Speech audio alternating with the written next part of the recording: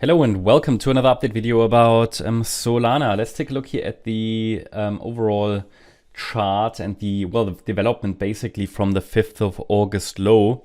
Still dealing here with a structure that definitely allows for upside continuation. There are two key support levels, however, that I would pay attention to. They haven't changed from the last video. So we have the important invalidation point. That's the 5th of August low. That's still located around $110. So any break below it, we have no wiggle room left. That's the invalidation point.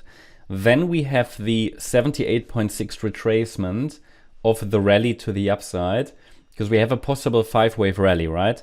So what we typically do, we measure the Fibonacci retracements, and we know that a wave 2, which is the corrective pullback after this rally.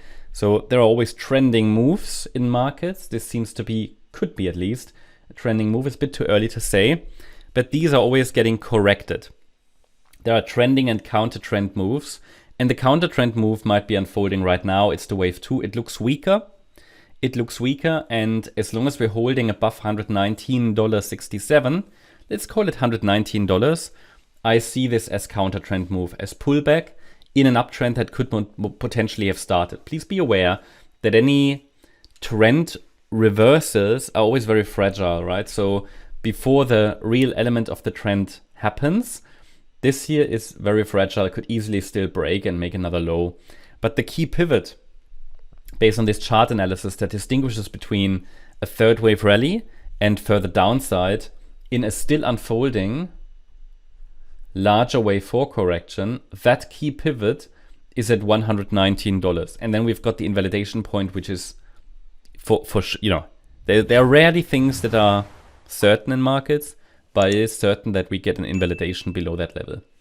So the situation overall hasn't changed. I did change a little bit the microstructure though here, because it now looks better as an ABC structure like that, with the key target for wave C at $130, $131, the 100% extension.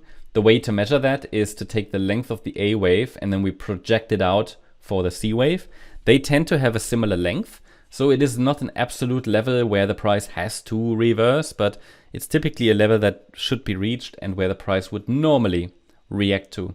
It just looks better like that now, but the situation, as I said, hasn't changed, because my commentary in the last videos was until we get a break above the red line, there is no low in place.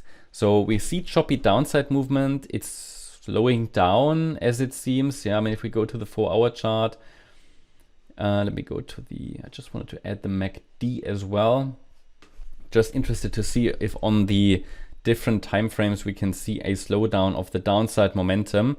And yeah, on the 4-hour chart, we see a reduction of downside momentum, but it's not really a strong reversal to the upside yet or anything. So it's pretty neutral, I would say.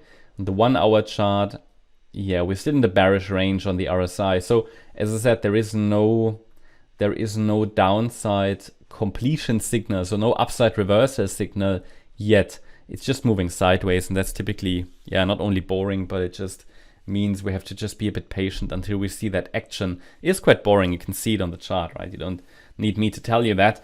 But we are still below the trend line. So I think it could get exciting once the market breaks above the trend line. But please be aware, then things could go quite quickly.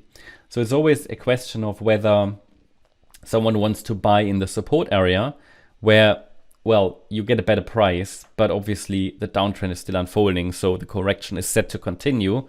Or if you're trading the breakout, which can happen very quickly. So if you're not watching the chart, then you might miss it. Okay, and that's just a decision everybody needs to take for themselves. If you choose to trade the levels, yeah, you have at least some levels to integrate in your trading plan there. All I show you is the Elliott wave structure and where the price, if this really is a wave 2, has a good chance to reverse.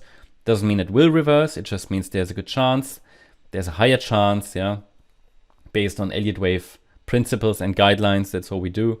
And the price, however, needs to confirm those movements, and it can really only confirm that move minimally by a break above the trend line and then a break above the last swing high, that wave B high, which is located at around $152.40, I would say. That's the update about Solana. Hope you liked the update. If you did, please hit the like button, leave a comment, and subscribe. And if you really like the content, then please check out the channel membership. Also, make sure that you follow us on Instagram and Twitter for additional content. Thanks a lot for watching. Bye-bye.